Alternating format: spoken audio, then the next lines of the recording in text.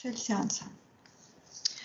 Полностью на 100% освободиться от антимира, убрать все подключки, крючки, зацепки, убрать из своего пространства все утечки энергии, все эгрегоры, расторгнуть все контракты, соглашения во всех воплощениях, временах и пространствах, убрать из своего пространства магию, насилие, колдовство, кармические узлы, привязки к другим людям, программы жертвы, предательства, лжи, смерти, и восстановить память, разум, вернуть свою целостность, все частички души, вернуть себе гармонию всех тел, благополучие, счастье, здоровье, карму, антимиру за обман, насилие.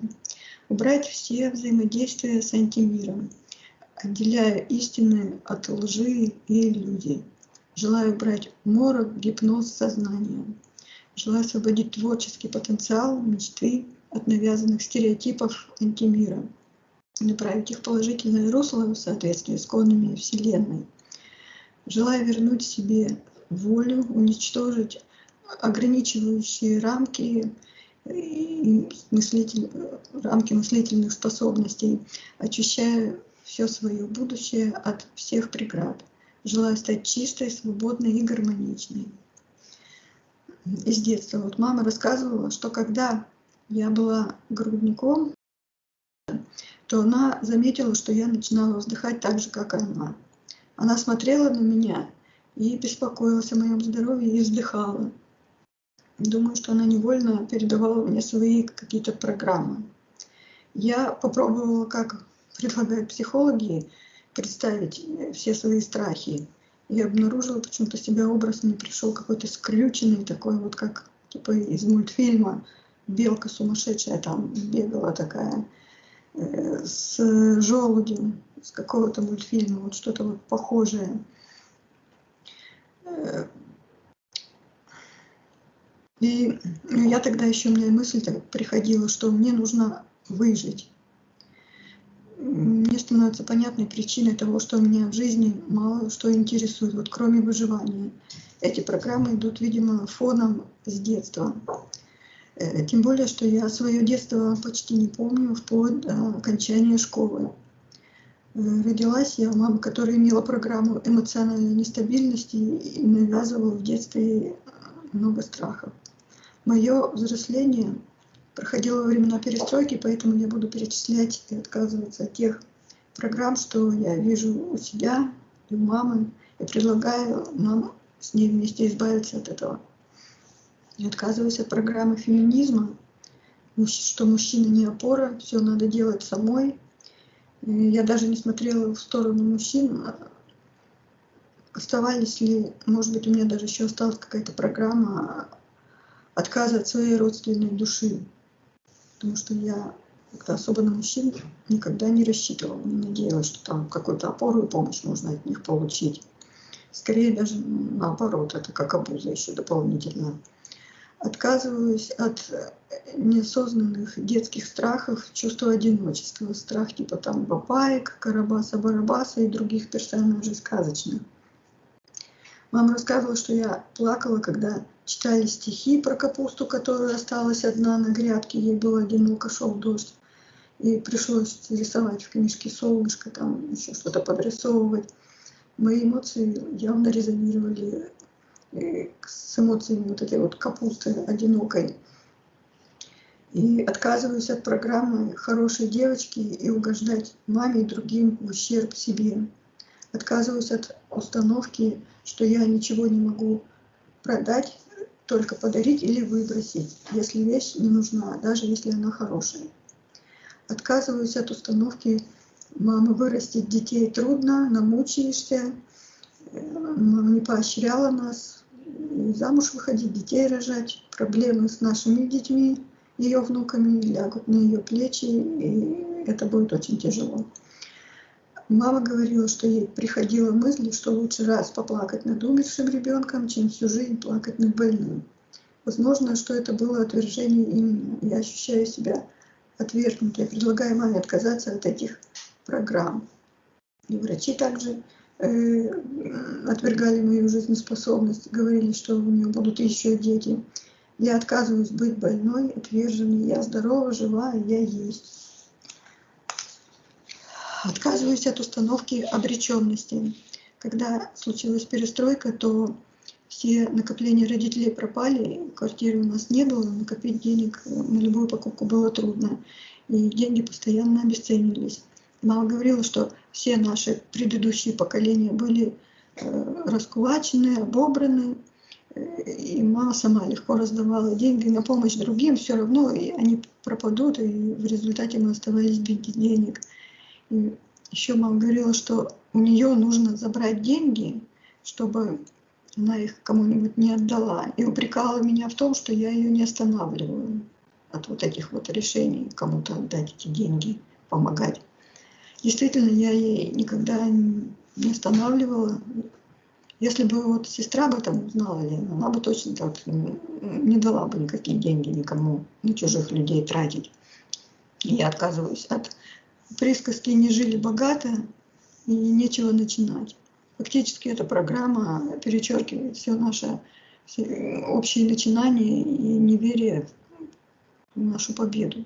Может, поэтому мне и снятся сны вот с содержанием таким, что я знаю свою цель, мне до нее вот остается совсем чуть-чуть, но мне то двери какие-то мешают, преграды, стены, холмы на дороге. Если у мамы есть какой-то контракт или влияние на меня с этой программой, пусть она откажется и расторгнет его, и я, и она. Отношения с работой. Вот установка ограничительных рамок развития и своего недостоинства. Если я что-то не понимаю, не знаю, ошибусь в чем-то, то я все время, как будто бы даже недостойна называться специалистом. Мой труд недостоин хорошей оплаты. Даже если вот, например, знаешь работу на 99%, 1% как-то не очень, то идет какое-то обесценивание постоянно. И это вот как всю жизнь успешно работать по специальности и не считать себя специалистом. Очень чересчур завышенные требования к себе. Я отказываюсь от самопожертвования, самоотвержения себя как специалиста и как творца. Отказываюсь от страха опозданий на работу, ошибиться, не выполнить что-то вовремя. У меня есть еще такой какой-то другой уровень проблем, страха, который обуславливается не социальными рамками. Я замечаю, что мне трудно изучать что-то новое. Я должна потратить очень много сил, напрячься вот именно физически даже, и слух, зрение, внимание, как будто вот прям в одну, очень много мне нужно потратить сил. И быстро сообразить не могу, как вот стоит ограничение какое-то, как разлад в органах восприятия и мозг, как будто как сигнал, что ли, вовремя не доходит или медленно. И до меня также медленно все доходит. Я желаю знать, есть ли у меня эзотерическая причина вот этого разлада. Однажды я еще отдыхала у бабушки Антонины на море. Там с нами отдыхала ее дочь с семьей, и они уехали, и я осталась одна с бабушкой.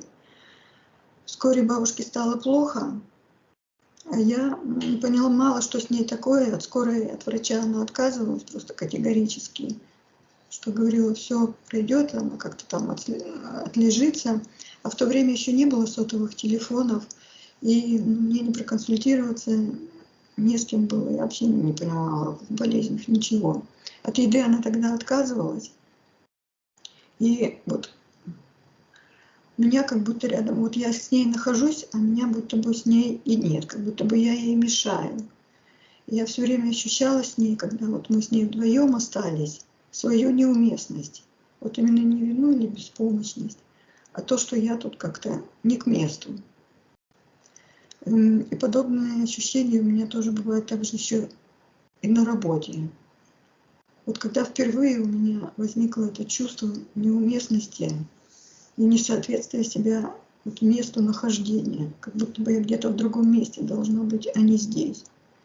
Желаю знать эзотерическую причину этого чувства неуместности. И если есть кармические узлы с моей бабушкой Антониной, убрать их из своего пространства. Также еще мой дед Василий отличался медлительностью. Все его движения были замедленными, думал, он тоже медленно. Такое впечатление, что он вообще выпал из какого-то пространства, где все процессы протекают медленно, и он как-то как в своем мире жил. И отец Юрий, в общем-то, тоже был медлительным, и я этим страдаю. Не все мне работа подходит из-за вот этой вот профессии, из-за медлительности. Как будто мои внутренние процессы тоже протекают в каком-то в другом темпе, нежели как окружающее пространство. И дед, когда все говорили, что мы с ним очень похожи, сомнений никогда вот не было. Вот дед и внучка идет. И в то же время дед все время называл нас и меня в том числе москалями, и какое-то у него такое прям отношение было. А я вообще не знала таких слов, что это значит. И он не очень хорошо, скажем так, ко мне относился. И причину я тоже не очень понимаю. И желаю узнать эзотерическую причину моей медлительности. Я думаю, она там, наверное, как-то идет по генам, по наследству, и отказаться от нее, от тех программ, возможно, что предки передали. И если есть у меня с дедом кармические узлы, то их убрать.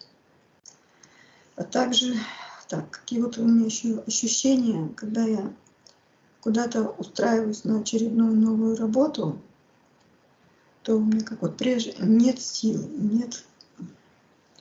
Я испытываю сильный страх и, возможно, отвержение.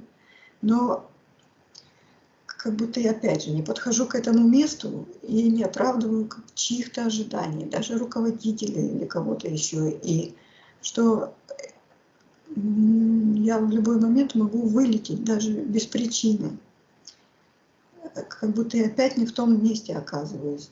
Этот страх меня сковывает. Я боюсь ошибиться, и, возможно, тоже и из-за этого медленно что-то делаю, и, возможно, не проявляю инициативы. Выбираю место не то, где комфортно, с достойным заработком, а там, где лишь бы было шансов больше, чтобы не уволили. Другие как-то организовывают свое комфортное место для себя. Я стараюсь подстроиться именно под то, что есть. Даже если бы, наверное, я устроилась уборщицей, то то же самое, похоже бы, наверное, что-то испытывала. Ощущения, они не зависят ни от образования, ни от способностей, а вот именно какое-то состояние, ощущение. И еще я замечаю временно, что вот как фоновый страх, он кто сильнее, то меньше напряжения какое-то идет, как вот истощает что-то. Я понимаю, что ошибаюсь не больше других, но мое отношение к этому какое-то другое. Как-то обычно переживаются ошибки. Ошиблись, исправили, пошли дальше. А для меня почему-то как будто бы это моя судьба решается. Вот жить или не жить. Я думаю, что это подавленная воля вот искажает восприятие пространства и времени. Мне кажется, что причина моей медлительности и заторможенности в потере именно какой-то воли или в ее нехватке. Я прошу мое подсознание показать, когда я впервые приняла решение отвергнуть себя, свою жизнь, отказаться от себя, то есть смириться, прогнуться под волю антимира. И в итоге гнобить себя и разрешать другим так к себе относиться. Я отменяю это решение и убираю все негативные последствия от этого, оставляю только опыт. Сны. Вот сны у меня такие вот примерно похожие, но один вот прям он мне очень сильно запомнился, что я смотрю себе на руки и вижу на левой руке белое кольцо из камня. И вот у меня первая мысль, это вообще не мое. Но потом я начинаю к нему приглядываться, в это кольцо, и оно меня вот как завораживает. Там что-то в нем блестит, переливается, и я как вот будто бы проваливаюсь туда куда-то, в это, как в облака какие-то, вокруг все блестит и переливается. Я про этот сон забыла вообще, вспомнила, может быть, через пару дней случайно, когда увидела на женщине белое кольцо. Она вот как-то мимо меня шла, и я вот увидела ее руку с этим белым кольцом. И только вот тогда смогла вспомнить этот сон. А вот еще сон, иду по дороге, а в стороне вырыта траншея. Там, как ремонт теплотрассы, что ли, или что-то вот такое похожее. И вдруг подо мной вот прям проваливается земля. Я оказываюсь вот в этой вот глубокой какой-то яме. И мне вот первая мысль, что приходит, какая гадина сломала мою дорогу. У меня какое-то негодование, возмущение вот от этой ситуации. Я начинаю лезть вот прям по этой земле, карабкаться кверху, она как бы вниз сползает. Я лезу, и вот не помню, вылезла я из этой ямы, она достаточно глубокая была, или там так, или может быть не долезла. А вот еще мне вот не так давно тоже сон приснился, что я уже хожу во сне и пытаюсь запомнить свою дорогу по ориентирам. Я как будто вот как сбиваюсь. Я когда иду, запоминаю, тут дерево, тут дом стоит.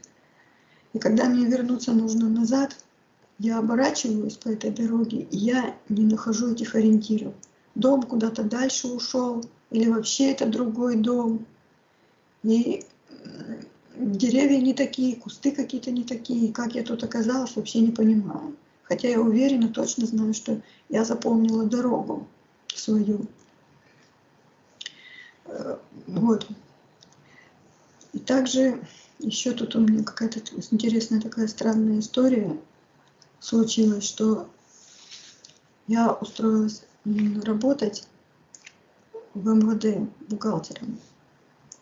Ну, там мне обещали всему научить. Конечно, этого не случилось. Там все, работы очень много, нехватка там всякая штата. И когда я пришла впервые в эту организацию, то почувствовала прям мерзость этого заведения. Мне не хотелось вот просто там находиться. И когда прошел мой сеанс, который был перед этим, там, где меня репрессировали, я вдруг вспомнила, вот, наверное, вот эта вот мерзость именно оттуда шла. И вот после того последнего сеанса мне позвонили оттуда и пригласили, мол, приходите к нам работать. Я когда пришла туда, мне уже не было так противно. Ну, просто место и место такое вот. Ну, поработаю, думаю, немножко и все. А тут у нас выборы были. И это было вообще что-то, какой-то трэш. В общем, давление сошло со всех сторон. Ну, от начальства, конечно. Там надо было обязательно на эти выборы тащиться. Причем не только вот самой идти, еще всех родственников, которые по прописке рядом живут, и их тоже с собой захватить. Там они дежурили на участках и прямо по спискам сверяли, кто там к ним приходит, кто не приходит. И буквально каждые там несколько часов дозванивались. Вы были там, вы были там. Вас в списках еще там не заметили. И, в общем, они, наверное, доставали почти 2 дня. Но когда я вспомнила, опять же, свой предыдущий сеанс, там как раз было что-то про власть. Я вот думаю, это, наверное, вот страх у меня прям вот, особенно там воскресный день был, мне начальница постоянно звонила на телефон, чтобы я туда сходила проголосовать. И на меня какой-то прям такой страх напал. Мне было очень даже до холода. Как говорят, вот холодным потом прошибло.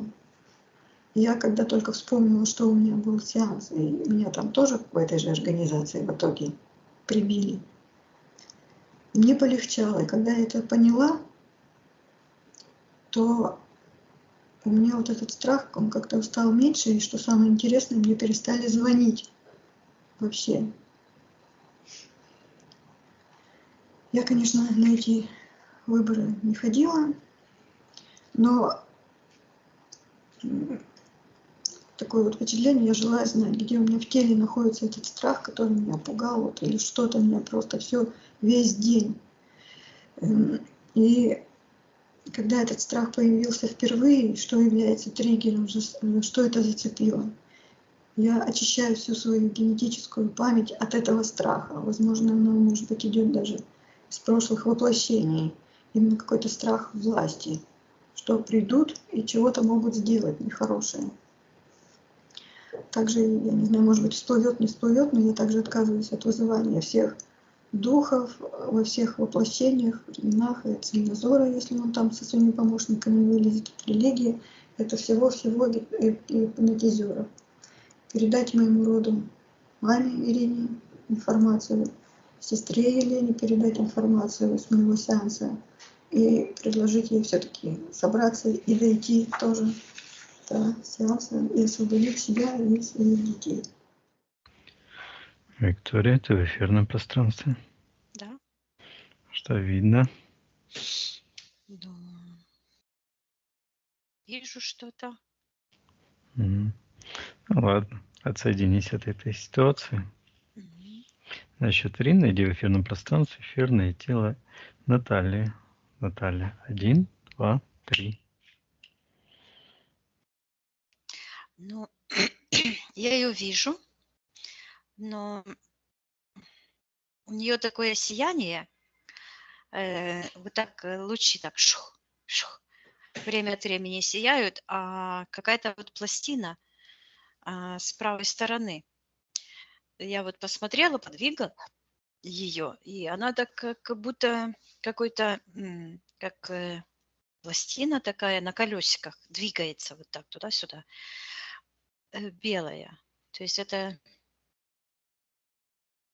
она белая, и когда я рассматриваю, то вижу, что это белая тянется в сектор магии, подключка, ну, спектр такой энергии. А там внутри черная энергия, и она тянется в сектор интерферентов. И имплант какой-то у Натальи на правой ноге, как ботиночки, ну, такое, как шнурки такие, зашнуровано. Вот. И она сверкает, она у нее блики такие, знаешь, как бриллиант вот отсюда идут, изнутри такие, вот так раз и выходит. А по короне, оно считывается корона почему-то, вот так. Такие лучи, как золотые идут. Но, да, и энергосфера правильной формы, но она как бы закрыта, знаешь, вот этой пластиной. Хорошо, Виктория, читай эфирная ДНК Натальи. Она ли это? Да, это она. Спроси у Натальи разрешения. Потрудиться с ней для нее, разрешает ли она? Она взяла, почему-то руки у нее связаны, а считываются золотые руки. И у нее руки как будто бы из золота сделаны. И она берет ручку и пишет. Почему-то она пишет, говорит. А где я нахожусь? Что ты спросил? Спросите у нее, разрешает ли она потрудиться с ней для нее. Она вот такими золотыми буквами вот так вывела, большая буква «Д», написала «да». Я спрашиваю, почему она не говорит. А она мне показывает, что у нее, говорит, снесло башню. И показывает, что вот так, где шея, как будто бы кто-то чем-то двинул так, знаешь, и вот голову вот так подвинул дальше. То есть в эфирном пространстве как будто бы сдвиг вот такой произошел. То есть голова вот не на этой оси, а вот так сдвинута, и дальше эта программа, так? Это программа? Ну да. Какие характеристики у этой программы, как она проявляется?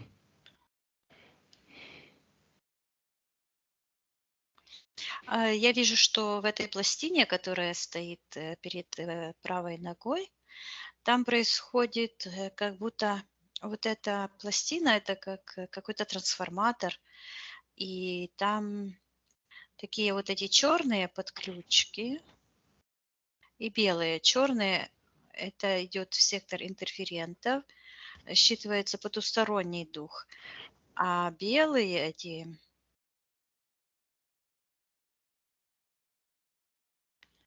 оно считывается как проклятие, программирование, негативное программирование, проклятие. Мгм. Ну, как гипноз мы одним словом говорим, да? То Мгм. есть навязывание чужой воли. И в сектор магии идет.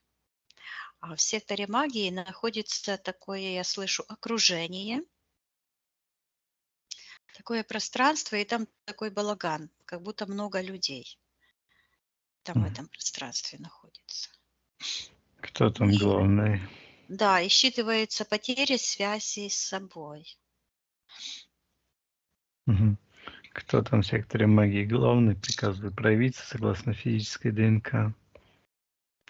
Так, они чуть-чуть поспорили, кто главный, и тут кто-то выходит и как будто бы руки вытирает такой фартук.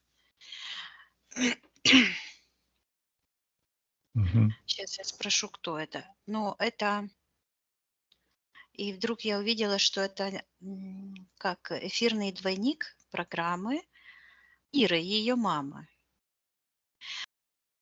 Вот так дальше. Она тут присутствует, и она смотрит. А здесь такая, как черная, она как ксерокопия. Мгм.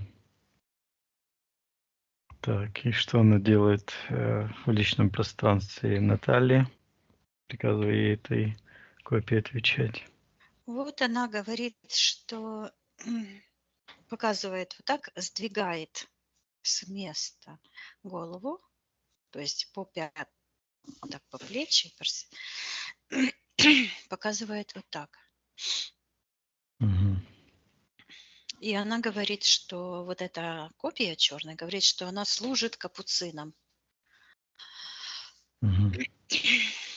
Зачем ей это нужно, чтобы у Натальи была сдвинута эта голова? Зачем им это воздействие? Вот Ира, она такая там как прозрачная, ее эфирное Мгм. тело, то есть как бы ее светлая часть. Она вот так говорит, что ей не нужно. А вот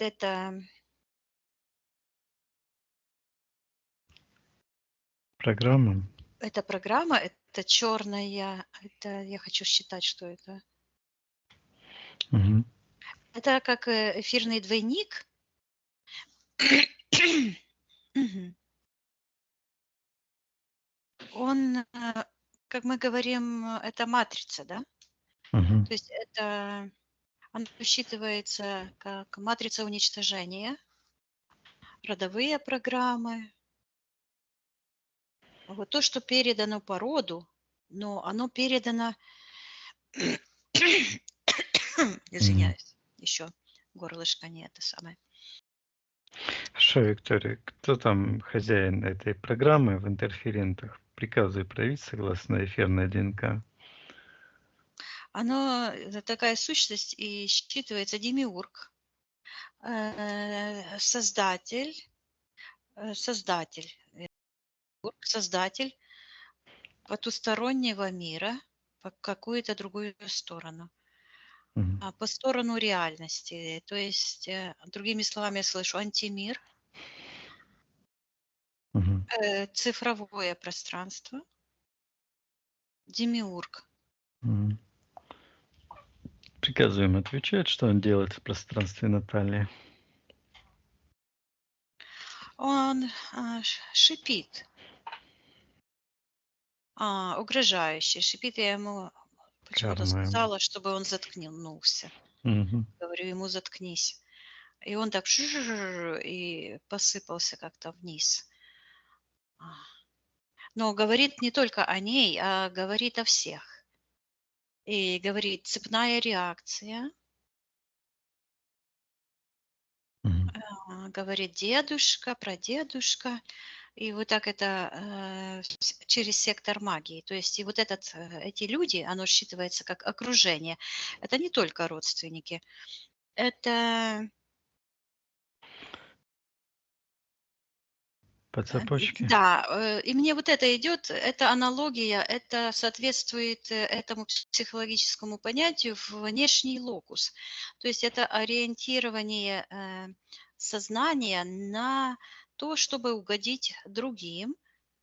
Да, это завязанные все эти программы, вот это все. Мгм. Это считывается окружение. И вдруг эта голова, которая вот сдвинута вот так, Мгм. она начинает так двигаться, как будто она вот, знаешь, оживает и прирастает на место. М, Мгм. И эта подключка, это вот влияние, оно считывается как забыть себя и отсутствие связи с внутренним бриллиантом. Мгм. Когда вот этот ориентир у Натальи Диамант, поменялся,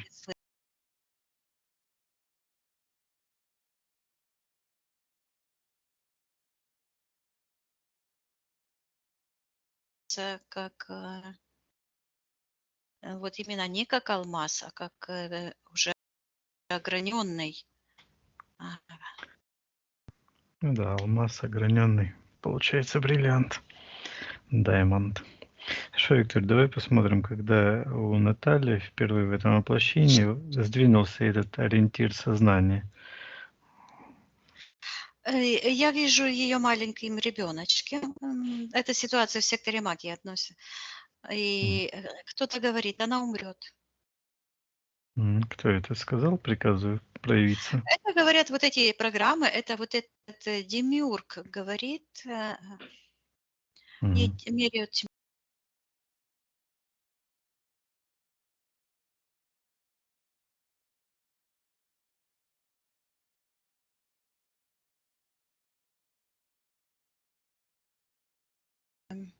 я слышу, подключилась, вот эта черная энергия подключилась к эгору,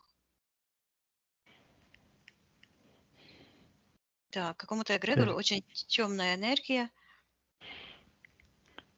Ирина подключилась к эгрегору. Наталья подключилась, Наталья. а Ирина Щас. уже была подключена. И я вижу, что этот страх родить ребенка, она, Ира боится. То есть она смотрит как будто бы сквозь себя, между ног, и прямо буквально я слышу пропасть. То есть этот страх рожать, Мгм. он как бы передался. Буквально я вижу, как этот демиург, он выглядит, эта энергия, как будто сущность такая, которая скрутила Наташу вот так. Ну, ребеночек лежит вот так там, скрученный такой, да? Мгм. А он берет вот эти энергии черные от головы, э, и где-то на уровне, сейчас я посмотрю, а, ну, где сердце, только сзади, на уровне сердца. Спина. Мгм. И Между там он, лопаток. да, эту энергию вот так вытягивает, как веревку, а снизу получается тоже еще такая петля. Сверху оно как кастрюля такая, вот этот такой, как болванка считывается, имплант. Формирование, я слышу, формирование. То есть сам мозг формирует эти энергии сама, Наташа. А Мгм. вот нижние эти энергетические все центры, они завязаны петлей. И одна петля выходит из копчика, проходит через эти позвонки и тоже на уровне поясницы выходит. А несколько позвонков, они так и считываются, как выпали. Потеря основы. Мгм. И он вот так как бы тянет и притянул в сектор интерферентов, и там вот это событие. И это как вердикт звучит. Она умрет. Мгм. Так, Наталья видит, что Демиург в ее пространстве воздействует на нее через мать. Теперь она стоит, я вижу, в таком прозрачном, считывается кокон, как в шаре в таком прозрачном. И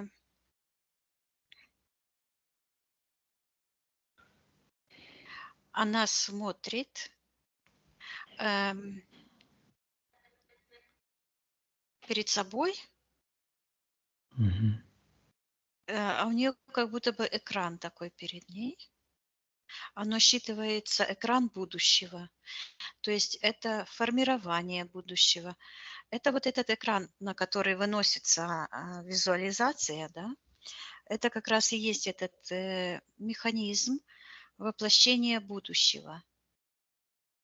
Мгм. Я ее спрашиваю, видит ли она.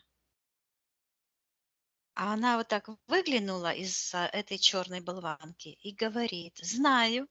Вот как она развеселела после нашего разговора, вот Мгм. так она такая вот говорит, знаю. Вот это то, что на экране, и прогнозирование вот этого будущего. Это что вообще? Воздействия какие-то? Это информация, Нет, реальность или это это так устроен человек. У него вот, он устроен как сложная такая схема, да, он сам творец в своем пространстве, и у него все есть внутри. Вот как космос совершенный, вот так человек, у него все есть. И вот этот механизм, он формируется сознанием. Мгм. Энергия вырабатывается вот сознанием, мозгом, и формируется на этом внутреннем экране силой воли. Так, Но что я вот Наталья смотрю, увидела? Мгм. она видит, и она видит то, что ей мешает. Она говорит: "Копыта прошлого". Что это Копыта. за копыта? Что это за копыта? Ну, вот она показывает, вот, эту штучку, которая вот так на правой ноге вот так зашнурована, как кроссовок. Ага. Показывает, что это, говорит, ходить, это имплант, программа, ходить чужими дорогами. Говорит, ходить дорогами Демиурга. И вдруг вот эта штука, которая там ее держала, вот так ее скрутила, ну, то есть в этом пространстве она как бы застыла этим ребеночком, когда мама в ужасе вырабатывала энергию, что вот как пропасть, и передала это своему ребенку.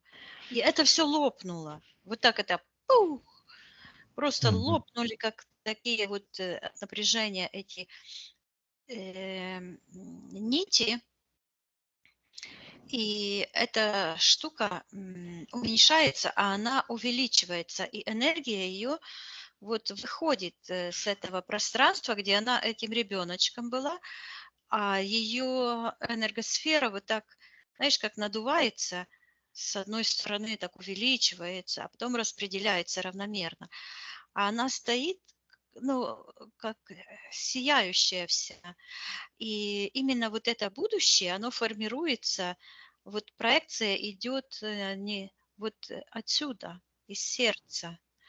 Такие лучи идут, как у нее там как бриллиант вот здесь в сердце. И оно вот так проецируется на этот экран формирования будущего. А она тут берет, как будто бы пинцетом или чем-то таким, такие черные вот так переставляет. Вот я ей передаю, чтобы она все эти страхи, все эти источники энергии убирала.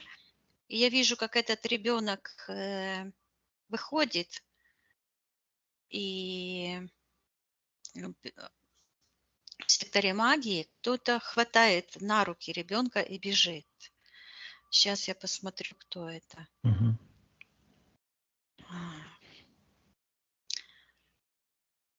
Это мама. Мгм. Почему находится в А секторе? она вот из сектора магии бежит. Ну, все родители находятся в секторе магии. Но это не потому, что они там магичат, а эта ментальная карта показывает, кто на кого влияет, да, то есть эти Мгм. расстановки, кто на кого влияет. Потому что влияние может быть позитивное, может быть негативное. То есть и я вижу, как она там бежит, потом в машину садится, я ее сейчас спрошу. Она вот берет и такие, как скорлупа, как пеленки как будто бы, они считываются скорлупа. И она их черные такие, от этого вот так отрывает и говорит, она будет жить.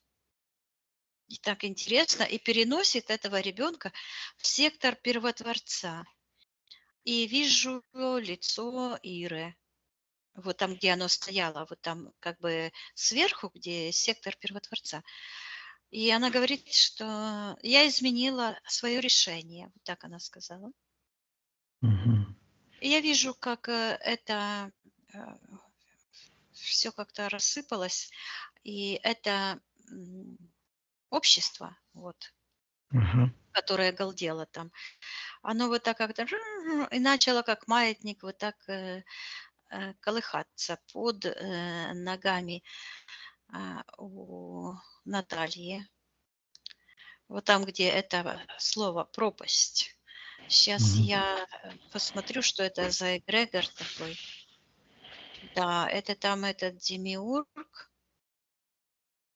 Я слышу власть менять события.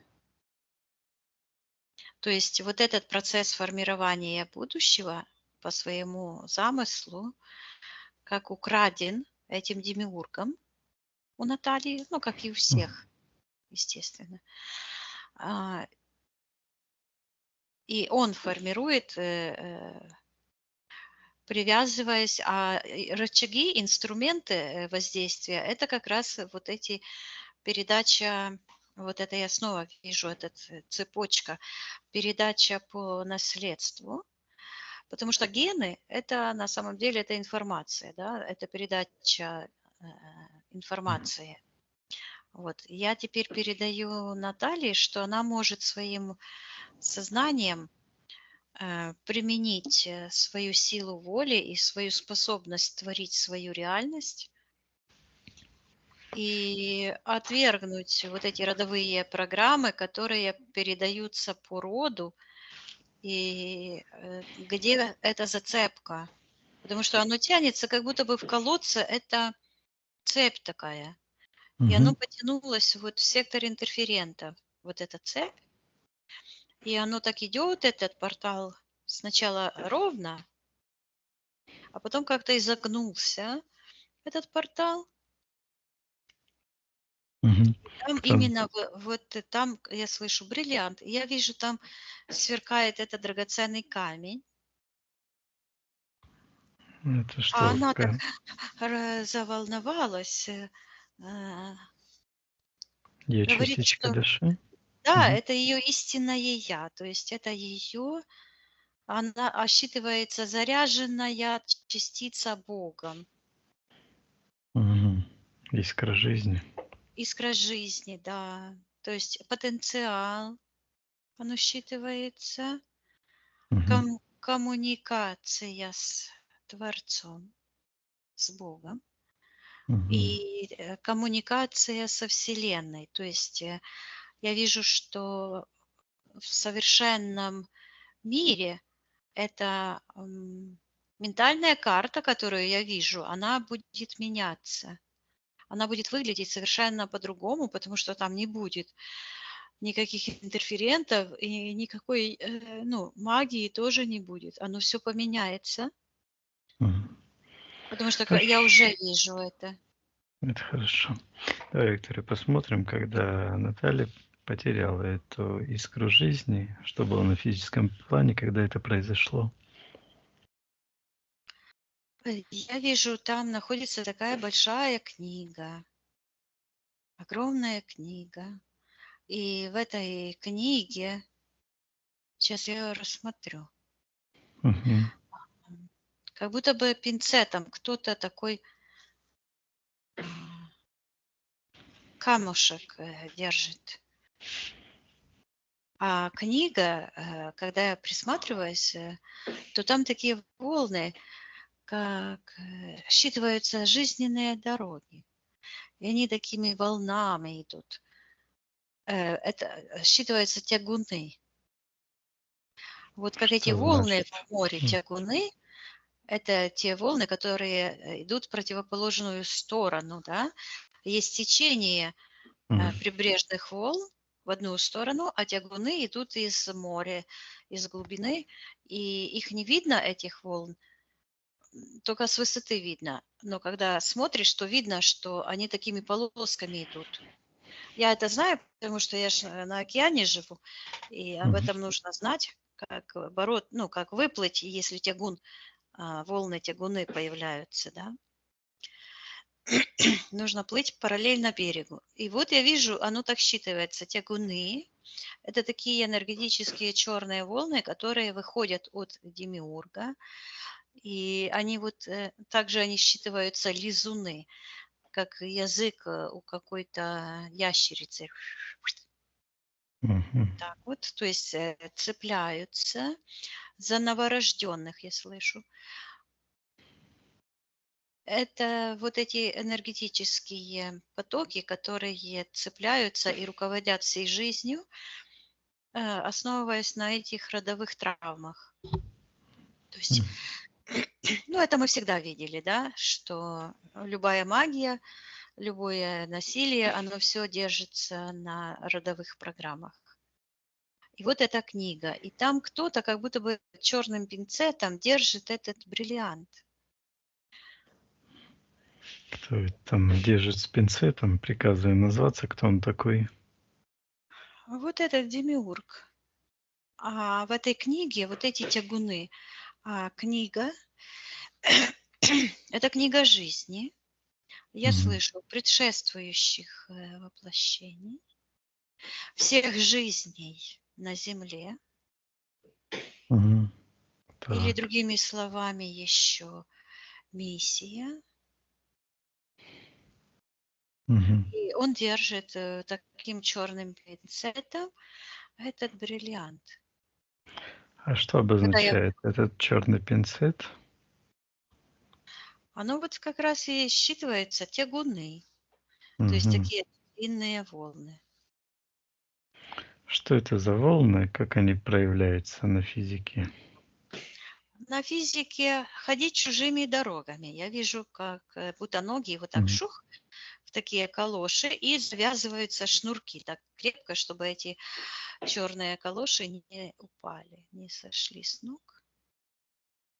То есть это какое-то навязывание было со стороны демиурга на Навязывание, Наталью? да, жизни. А вот ты задал вопрос, и я вижу, вот она заходит в это помещение, милиция, и она боится и стесняется.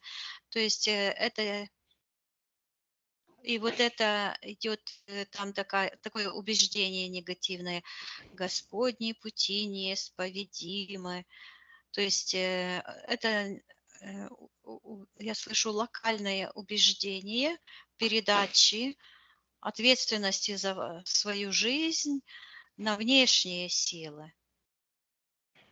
То есть Мгм. это вот эта программа жертвы как работает, то есть чтобы человек не брал ответственность за себя в свои руки, а перекладывал на кого-то. Ну, это и проявилось вот это мышление внешнего локуса и в аспектах, да. Пусть мама там что-то отменит, пусть мама.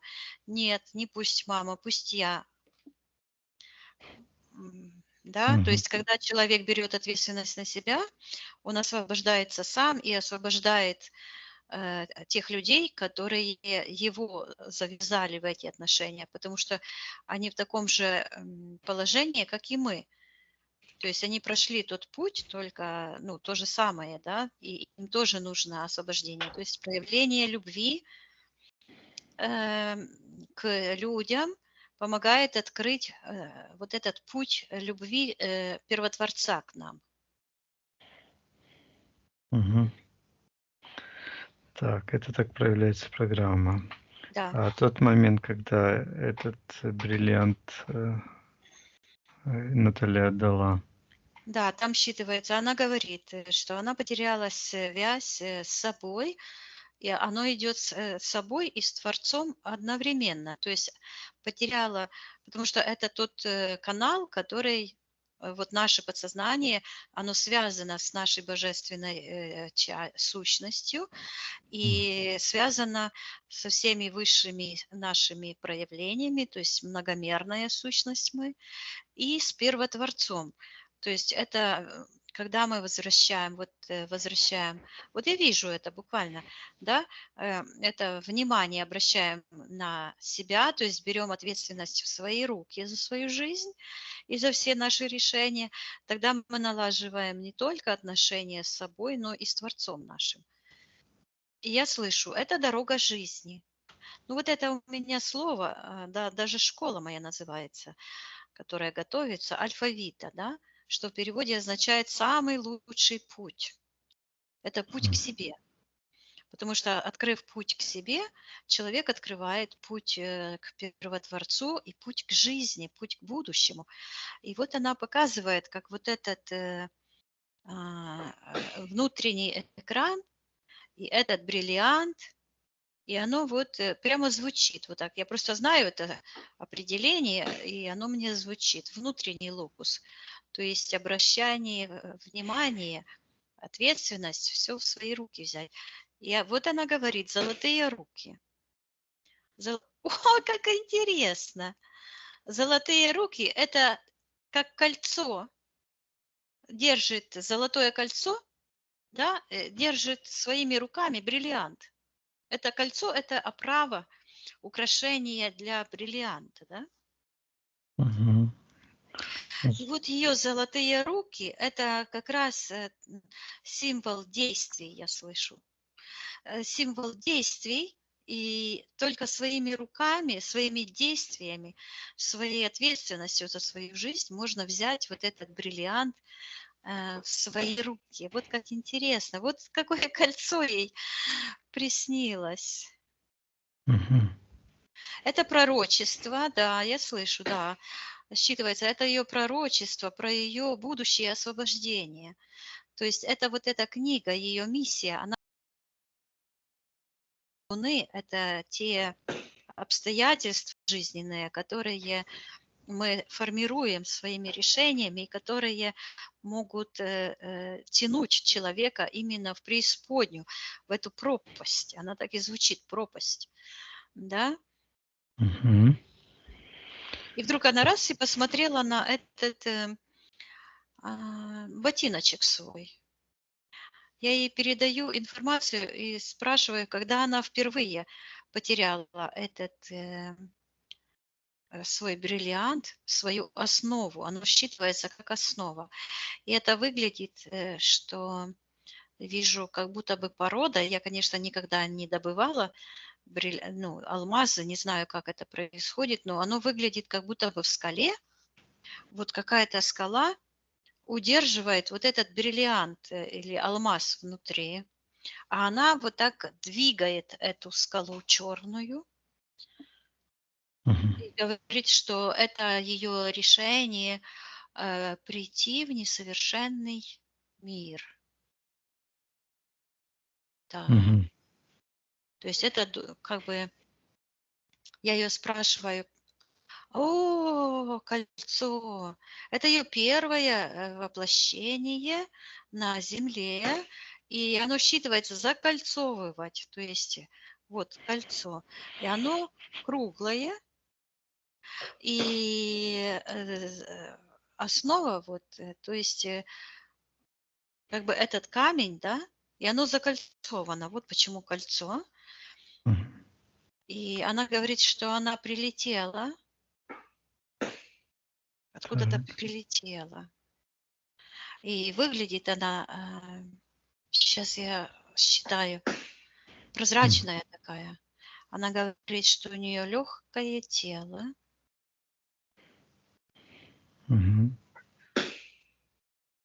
И она буквально как будто бы вот этот красивый прозрачный камень, он такой красивый, точно как ограненный бриллиант. ну, очень легкий такой, ну, прозрачный.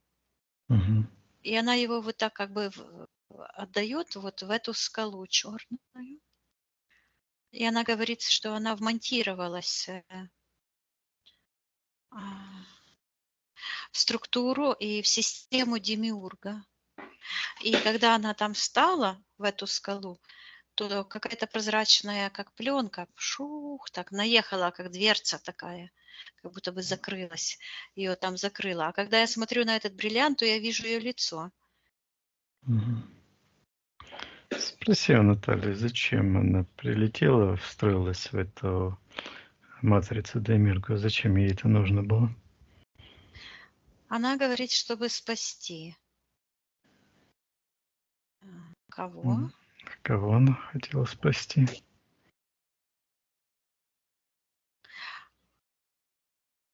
Она показывает на этих людей, которые как в таком мешочке прозрачном находятся и в секторе магии. Мгм. И она говорит, что ее золотые руки создали много бриллиантов. Душ? И говорит, что эти души ушли от нее. Сейчас я скажу, посмотрю, как это души ушли от нее. Мгм. Она говорит, что она сотворила много бриллиантов, и у нее между рук вот такие легкие вот эти, как бриллианты. А это ее Мгм. родственники. Это ее род. Она сотворила. Она творец. Мгм. Как это? Подожди. Да, я хочу понять. Мгм. Посмотри, Виктория. Интересно. Она говорит, что она пришла в этот мир, чтобы сотворить новые души. А они попали, говорит, в пропасть. Мгм. А это говорится, что это ее верховная миссия. Замедлить процесс уничтожения бриллиантовых душ. Мгм. Каким образом эти бриллианты эти попали в этот сектор магии? Почему они там оказались? Они восстали против Творца. То есть все, я слышу, дубликат. То есть все, как этот первый кто-то это сделал, да, и стал Мгм. демиургом, создал альтернативную реальность. Я слышу, подвешенную во времени. Вот это черное пространство, этот антимир магический, он подвешен во времени как-то. Время – это такая энергия, это такое измерение еще одно. Мгм. И в этом измерении как раз вот это цифровое измерение подвешено. Это. Оно все структурировано там, в этом пространстве. Альтернативная реальность, не имеющая общего ничего с реальностью физической, но которая удерживается благодаря захваченным этим бриллиантам, камням души. То есть эти искры жизни, как мы говорим, это ядро божественного кода, это передача информации и передача божественного духа от первотворца. И эти бриллианты, эти души, они питают антимир, я слышу, восстанавливают его структуры, которые постоянно рушатся. Мгм. Спроси, Наталья, зачем, в чем суть замедлять процесс уничтожения бриллиантов?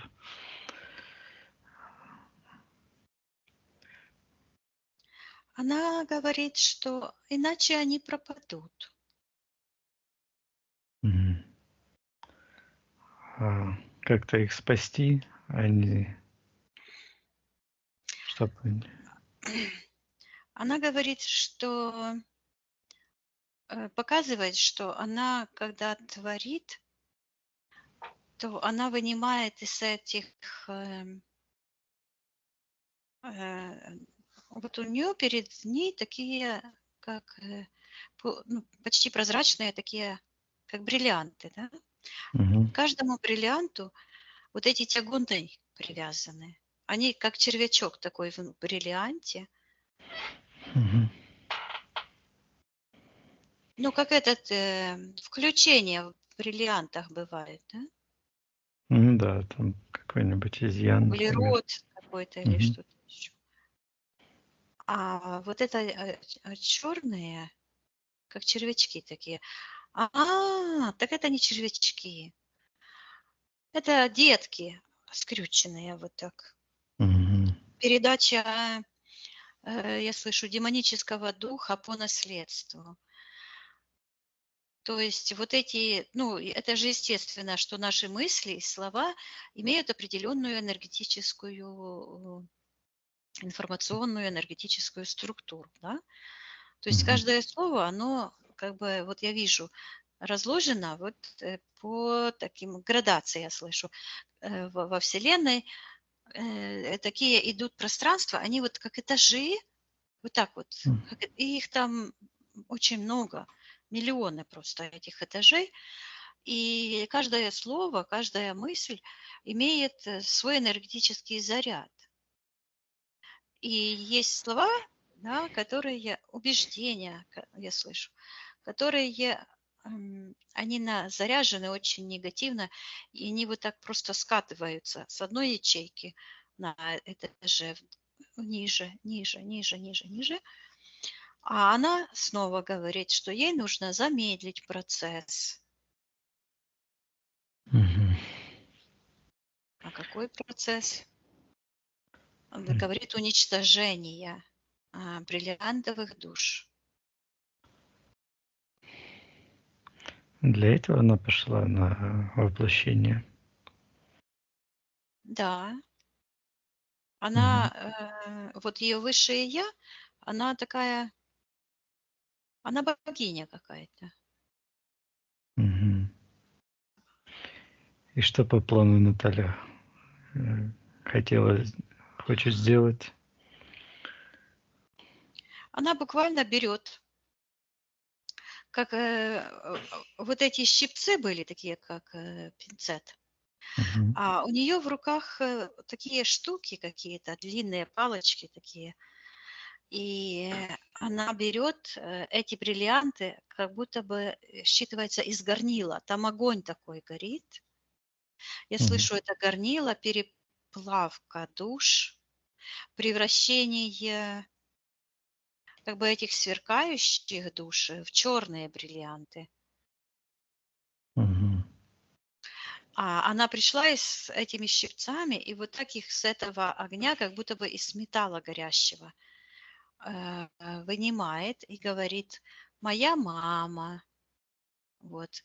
И переставляет ее сначала как бы в сектор магии, а там она, вот ее мама, шух, и как ангел полетела вверх в сектор первотворца и открывает там дверь такую черную и бросает, вот так дверцы эти раскрывает и бросает их туда, в это горнило, и берет и своей рукой достает и говорит: «Моя дочь». И получается, ну, Елену она берет, Мгм. вытаскивает. И, получается тоже цепная реакция. Только Мгм. уже со стороны идет это первотворца, спасение душ. Получается так, что ам, Наташа– это творец, один из творцов, Мгм. который сотворил свою реальность, своих душ, по тому образцу, который дал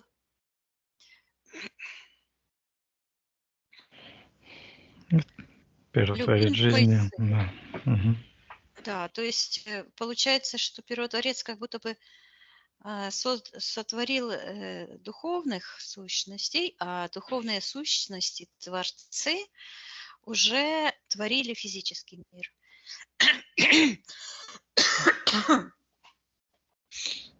Мгм. Так. Хорошо, чтобы она освободила это, что нужно сделать?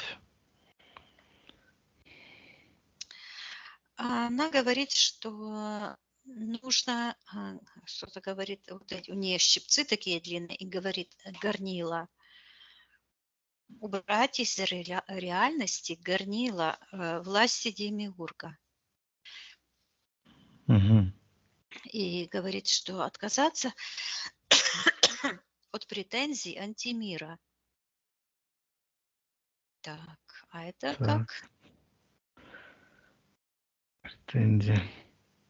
Так, а какие претензии? О каких Мгм. претензиях она говорит? Мгм. Вот она показывает ее пространство, и с правой стороны такие черные, какие-то круглые, как горошинки, пятна такие круглые. И от этих пятен идут такие, оно считывается горнило, идут такие тягуны в нижний портал. А в нижнем портале там какое-то пространство, и оно все уходит в одно место, там, где хранится ее бриллиант этой книжки. А эту книжку, как кто-то тоже пишет и переписывает. Формирование реальности, формирование будущего. Там происходит, там, где вот этот бриллиант.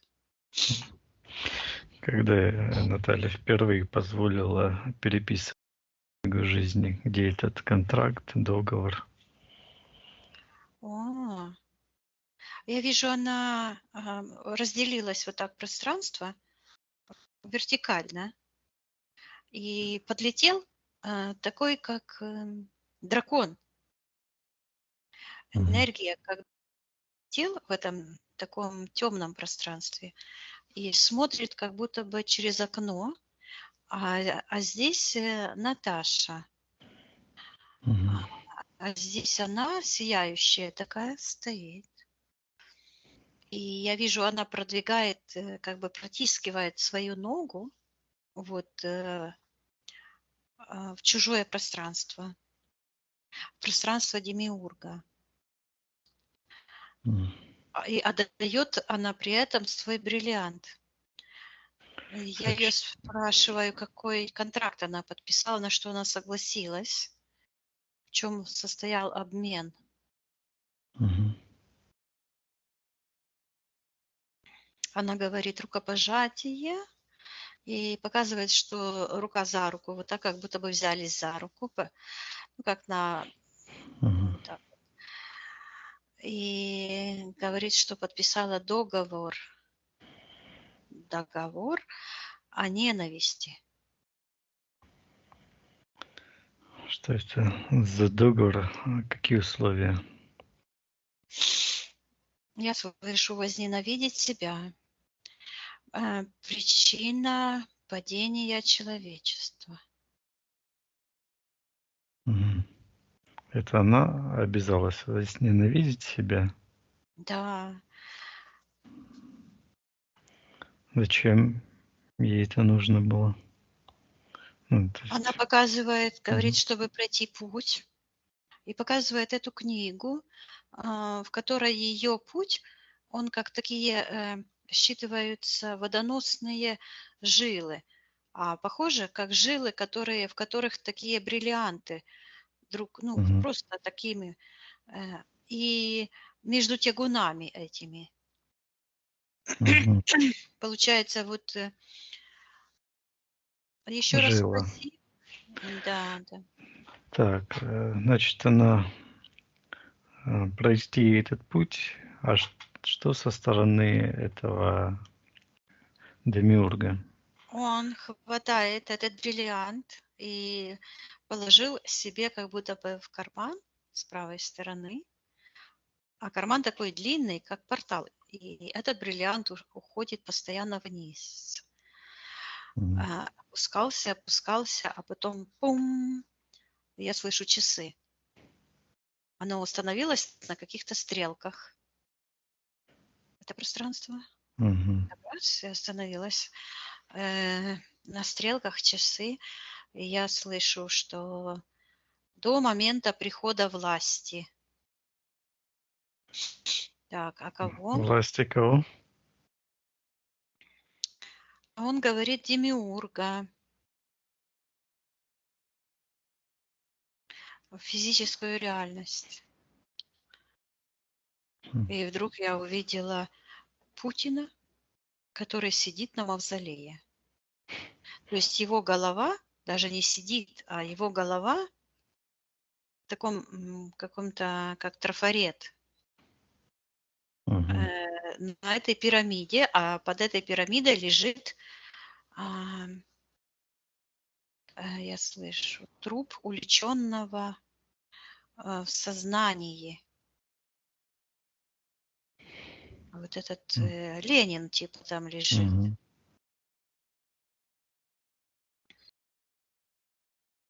Так. Как это связано? Что это за момент прихода власти? Как это связано с этим контрактом, договором? Что должно произойти? Так, зачем это нужно? Я вижу, чтобы открылась эта дверь, и я слышу, чтобы пришел свет. И со стороны Первотворца, откуда она вышла, как будто дверь стеклянная открывается, и такой свет льется, и эти все бриллианты начинают отображать этот свет. Они начинают оживать, вот эти, которые в этой породе, я слышу, гнилой. То есть в этой системе, то есть они как будто бы спали до какого-то времени. Я вижу, что это действительно последнее время, то есть карма на этом остановилась. Это последнее воплощение вот сейчас у каждого человека, чтобы каждый смог поставить точку сделать над свой «и». Да, да, то есть это последнее воплощение, и поэтому карма быстро так и работает в этом же воплощении.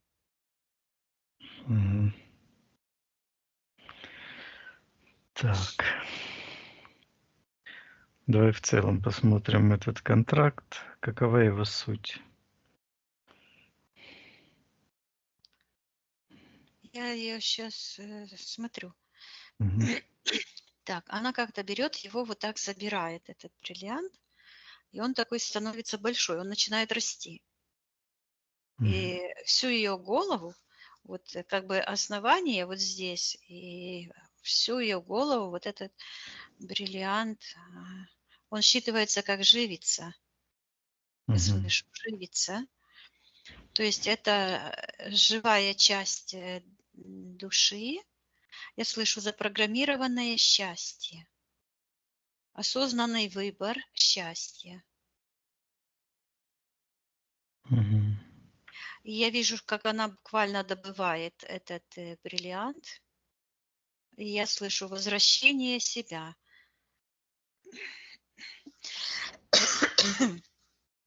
Весь путь пройти вот этот воплощение, чтобы вернуть этот бриллиант обратно. Да, то есть это испытание, я слышу, испытание. То есть выбор под испытаниями. То есть, когда все святые вокруг, это очень легко быть святым, да? Ну да. А среди чертей быть ангелом, это совсем другое. И тут как раз смысл вот такой, что человек выберет. Или выберет божественного Творца, вернется к себе, а вот этот путь найти можно только пройдя вот этот путь через себя.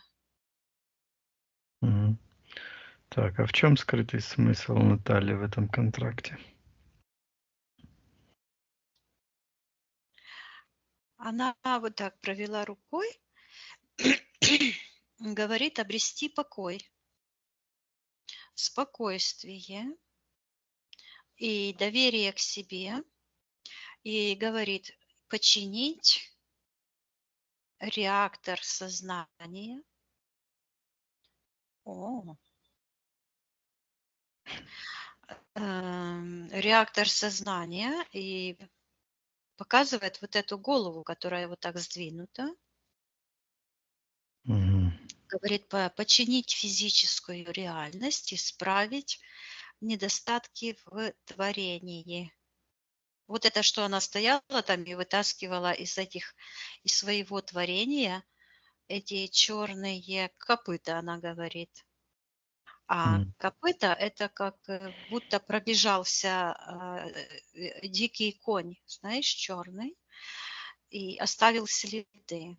То есть вот эти испытания в физическом нашем мире, они похожи, как будто по этому бриллианту проскакала дикая лошадь и оставила следы.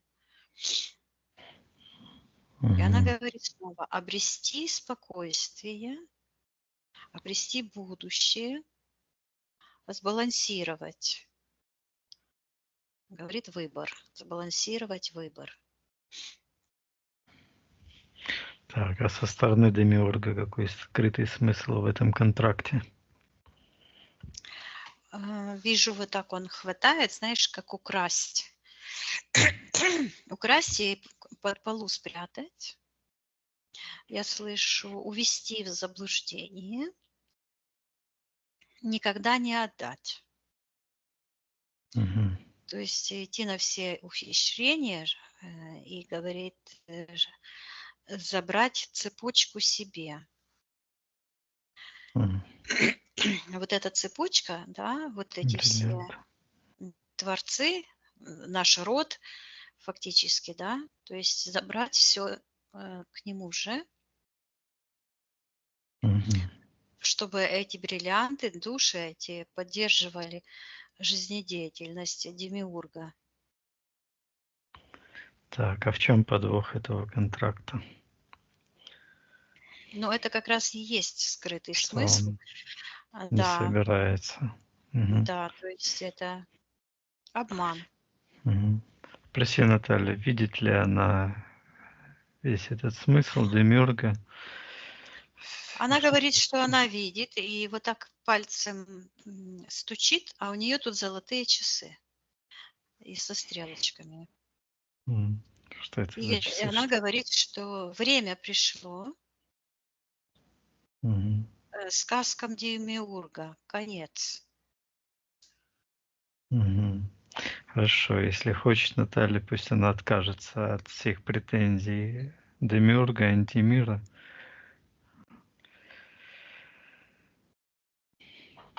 Пусть забирает его все подставы, ловушки, ложь, обман. Я вижу, как в секторе Первотворца проявилось много-много каких-то сущностей, которые вот так к уху Прислушивается. Мгм. прикладают руки и прислушиваются. Я слышу, что они слушают ее ответ. Мгм. Так, Она что он? говорит, Мгм. я сама себя нашла и говорит, что время вышло.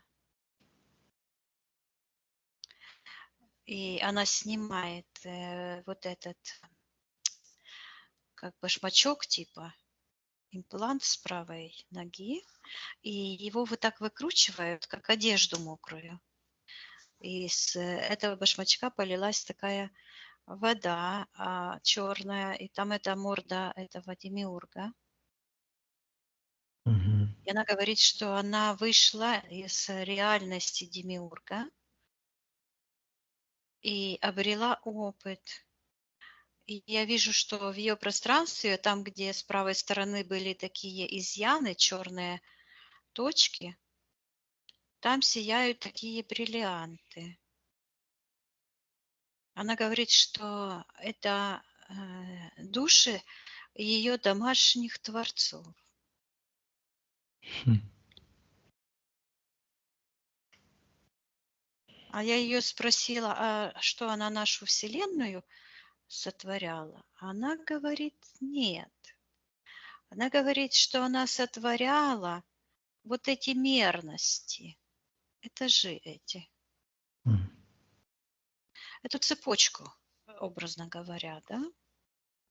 Она говорит, ну это все так как-то информация идет, ну не так, как я говорю словами, она сразу, я все начинаю понимать. Она говорит, что каждый творец отвечал за какое-то свое, она говорит, определение. То есть Так. каждый создавал, вот как ты, вот мне теперь пришло, понятно стало. Вот ты бог эфира, да? Мгм. Она творец этих этажей. Мгм. Кто-то еще что-то творил, кто-то еще, потому что наша реальность многомерна. И все сообща трудились, чтобы сотворить мир совершенным. Но вот этот демиург, когда мир творился, то у него такая, как это, когда бывают камни, такой кий, или как он называется, так стучит, и Мгм. камни эти ворует. Паразит в системе Мгм. образовался. Надо этого исключить из Да, системы. и он образовал, я слышу, что он образовал Мгм. Что это он? эгрегоры. Эти тягуны, это как раз и есть те подключки, как мы говорим, те энергетические, они как лизуны, и вот так подлизы, да, они, то есть искушают человека, подлизываются, что-то предлагают, типа, вот как это с длинными языками. Игуаны, их у нас тут ползает, Мгм. каждый день вижу. У них такой язык, так такой длинный. Вот. И как этот язык, да? То Как у есть, лягушки эти комаров ловят, да? да, Шмяк, шмяк. вот. И Мгм. человечество, вот она, Раковая опухоль.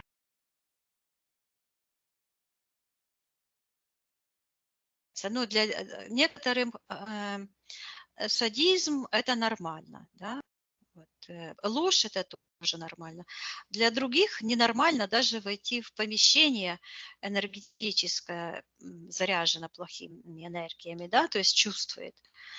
А для других это кощунственные вещи, они считают нормальным. То есть это вот, я слышу, генеральный упадок человеческой расы. Это именно то, что и задумали эти капуцины. Потому что капуцины – это как такая секта, которая Деградирующая.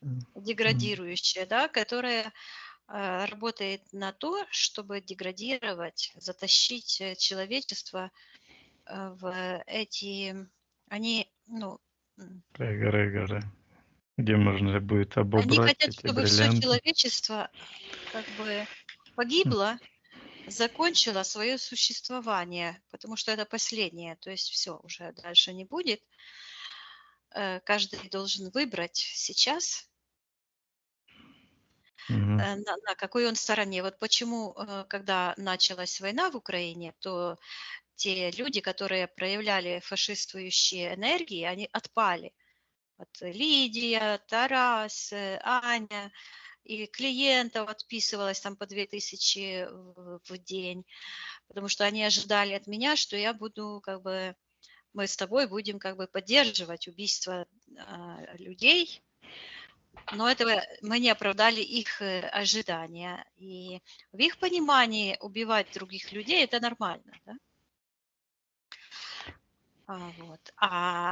Именно из-за обретения опыта вот таких божественных душ, родовых, она считывается как родовое начало. То есть на самом деле то, что она говорит там дедушка, прадедушка что-то ей говорил, а он ей говорил о медлительности, да, хотя он сам такой был. У него претензии к ней были, потому что считывается, они же считываются, что она их творец, что она их предводитель, ну, начальник рода, как в Библии даже пишет. Я раньше не понимала, что пишет Библия, и я в ней разочаровалась, и вся повыбрасывала все. Все Библии выбросила, думаю, фигня какая-то.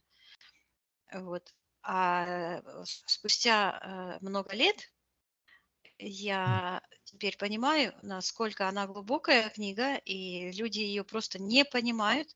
Я ее начала понимать, когда я вот эти процессы вижу. Вот. Так, хорошо, Виктория, у меня такой вопрос. Этот демиург собирается или хочет уничтожить этот мир? А гипотетически, что он дальше собирается делать, если этот мир, типа, уничтожить? Зачем? Гипотетически, по его Да. проекту, оно образуется как этот мир, как превращается в такой огромный, это как ядерная война по всей планете, которая создает энергетический коллапс. И души, которые воплощены и погибают в этом коллапсе, они запечатлеваются в этом огне, как эти бриллианты в породе, и они не могут выйти. И это все пространство, оно утяжеляется, становится очень тяжелым и плотным и уходит вниз. И чем дальше оно опускается, плотность увеличивается, и оно рассыпается, и бриллианты эти тоже гибнут. Потому что бриллиант очень твердый, но очень хрупкий. Мгм.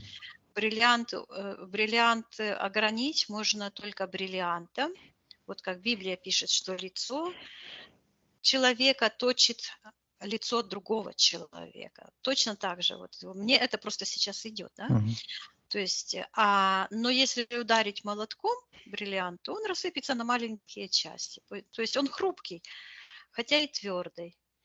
И А, поэтому это имеет, физика, физический мир устроен по проекции эфирного. Не бывает такого, что в физическом мире происходят какие-то процессы, которые другие, чем в эфирном пространстве. Нет, именно вот эта параллель, это как мгм. раз сходство с жизненными процессами, это как раз и есть доказательство абсолютных знаний.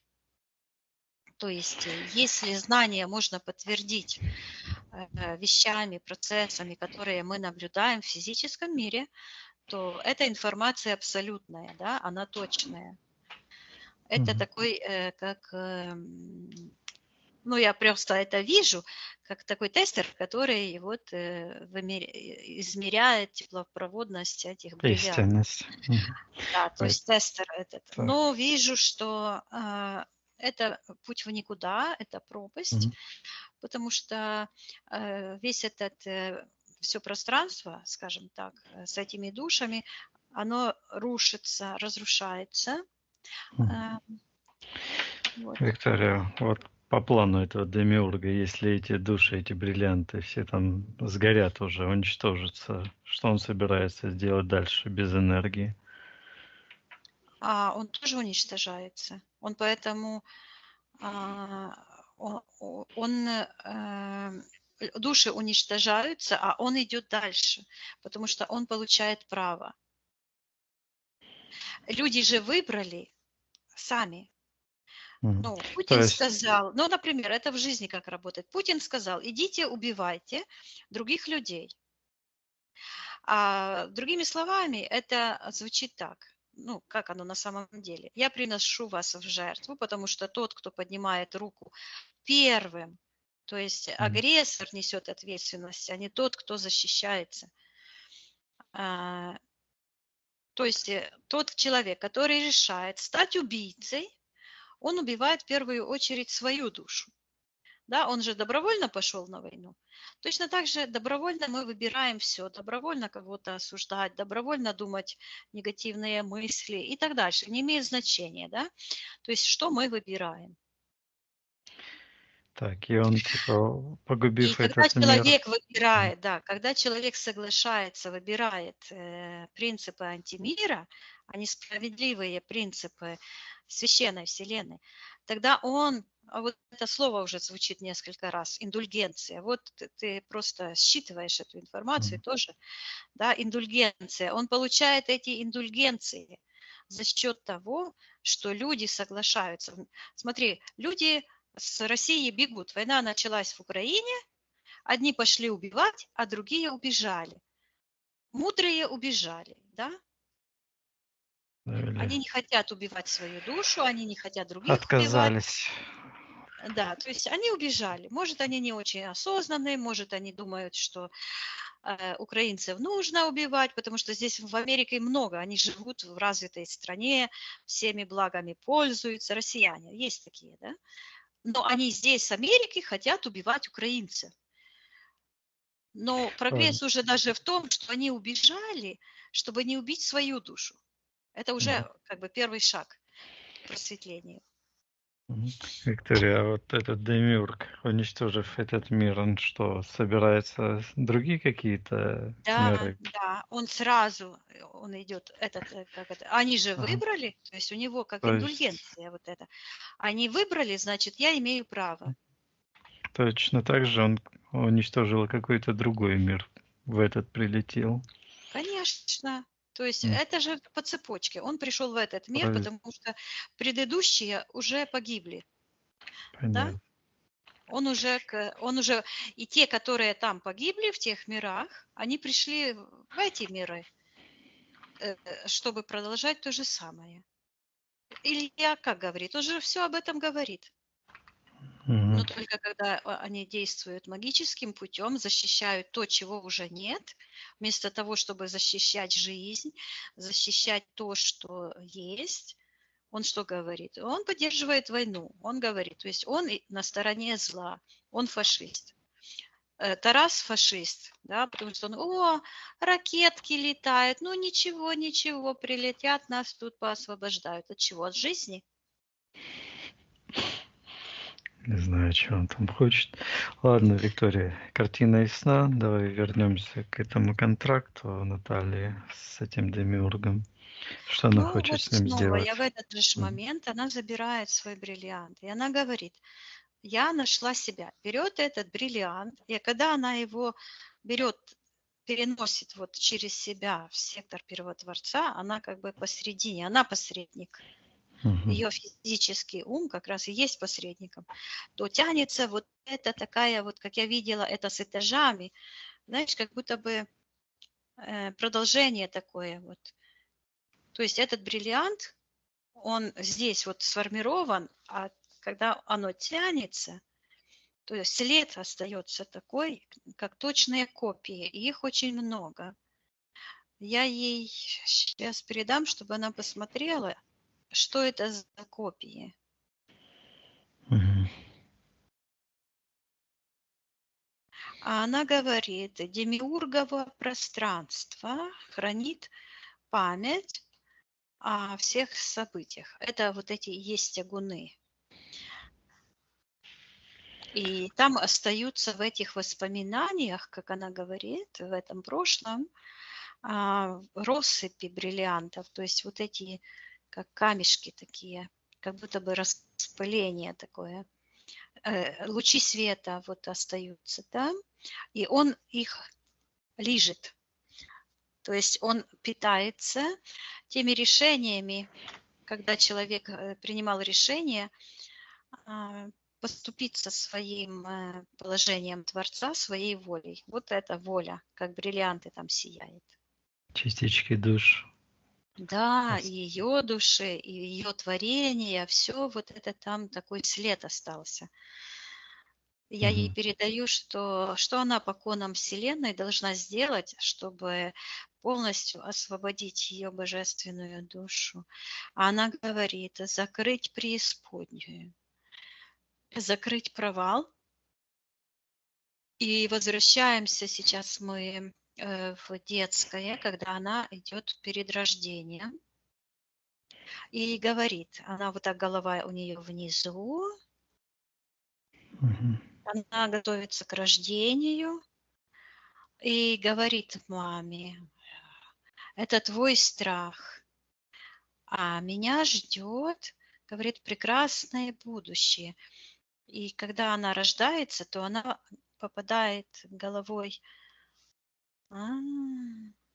этот родничок. Мгм. Был у нее вот туда, в эту пропасть, а сейчас оно вот так своим сознанием, это пробивается буквально как росточек, пробивается сквозь толщу земли, она вот так соединяется с первотворцом. И вижу, как воды так пух отошли у мамы, и она рождается как ангел, говорит свободно и перегрызает своими зубками вот этот канал передачи этих проклятий родовых. Отлично. Вот. А ее божественное высшее я на это все смотрит, стоит и записывает этими золотыми руками. И вдруг у нее вот эта цепь, которая связывала руки, пух, вот так разрывается, и она берет вот эти тягуны, так руками, так как лапшу какую-то с этой книжки, и сбрасывает в сектор интерферентов, а книга как будто бы крылья такие. И полетела, считывается освободившаяся жизнь, и полетела вверх. И я передаю Наташе, чтобы она сейчас очистила всю ее жизнь, все ее события. Она собирает вот эти бриллианты все от энергии страха, от всего негативного. Пусть она наполняется энергией любви к себе, света, гармонии, процветания, и пусть она возвращает себе все потерянные частицы ее божественной души. И я вижу, как она изнутри вот этими бриллиантами, которые пособирала с этого тягуна, она вот так как бы уплотнила свою реальность, я слышу, и изнутри как бы закрыла эти, я слышу, прогрешены, эти Мгм. порталы. Хорошо. Поднимается вверх и почему-то крутится вот так. Как, знаешь, у вируса есть такой, как ротор, и она вот так поднимается вот вверх и стала в каком-то высоком уже пространстве. И вот эти как будто бы лапти какие-то у нее на ногах или что-то вот такое, как тряпичное. Она это все разворачивает, освобождает ноги, показывает, как они сияют пальчики, это все оборачивается, и у нее вот эта петля времени, которая была на позвоночнике, она ее сбрасывает, забирает эту петлю и эту голову, и голова чунь-чунь и стала на место. Говорит, что она исправила реактор сознания. Я ей передаю, что ее рациональная часть хочет полностью освободиться от всех негативных воздействий, обрести этот опыт выбора правильного. И я вижу буквально, как будто бы рана заживает. Мгм. И она говорит, что она вернула время. Это И как? вижу, как с этих М. часиков, которые она вот так стучала, вырвалась такая энергия черная, зарычала вот этого демиурга. А она Мгм. вот так сделала, портал за этим демиургом закрыла и говорит, время пришло. Какое время пришло? Она говорит, показывает вот так, говорит, пришло время власти первотворца. Но показывает какое-то воплощение ее. Она сидит как будто бы в пустыне, на корточках, женщина, какие-то одежды такие, как будто бы разноцветная ткань такая. Мгм.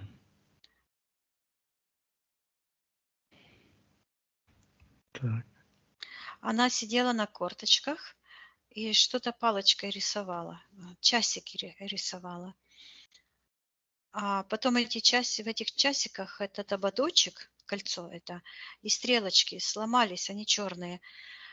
А она часы поднимает, а они как бриллиант сияют. И она поднимает в сектор Первотворца. И я вижу, что она стоит, и вот как будто бы вот так, знаешь, как дверь какую-то толкает, но идет такой разворот. Мгм. И снова идет вот это, исправила прошлое. И я вижу, как она, как ангел, вылетает с этого воплощения, а в том пространстве, вот этом демиурга, вот это все пространство начинает ее искать и не находит, ее нет. И я вижу, как из других воплощений она свои бриллианты вот так пух, пух, пух, они все связаны друг с другом, как на цепочке на такой. И она их вот так вот все вытягивает с этого пространства. Да, она обрела целостность, так и звучит. Обрела себя. Мгм. Отлично. Очищаем пространство, поднимаемся вверх. Да. Посмотри сейчас, как она выглядит, Наталья. Она, ее энергосфера такая плотная, и как будто бы выложен последний вот этот слой, как бриллиантами. И Хм. я подумала, что же это такое? А оно вот оно что. Это естественная защита. Каждый бриллиант по отдельности, он ловит луч, который исходит от Первотворца, и сразу вот так вот, как блик идет, отражение вот так. Мгм. А это считывается, это отражение сила Творца. Мгм.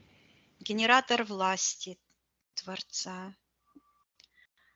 То есть те люди, которые освобождаются, расторгают свои контракты по-настоящему, а не фиктивно, потому что расторгнуть можно контракты по-настоящему.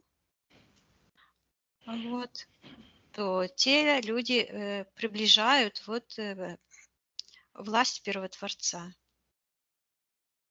Мгм. Отлично. Хорошо, пусть Наталья передаст эту информацию роду. Как ангел такой, с перышками, крылышки. И считывается, да, я подумала, она прошла горнило испытаний Мгм. и признана совершенной, чистой. Отлично. Ну вот. Показывает, я ее спросила об этой книге, а она показывает и говорит другая книга. Показывает, что эта книга как будто бы вся из бриллиантов. Ну, считывается диамант. Как из диаманта. Ну, я слышу так диамант. Как из диамантов сложена. И говорит, другая книга, другая жизнь. И показывает вот сердце, вот как самый драгоценный бриллиант. Оно считывается основа основ человеческой сущности. Это вот этот божественный дух. Да, Мгм. да, я с ней говорю, она говорит, что освободила свои золотые руки.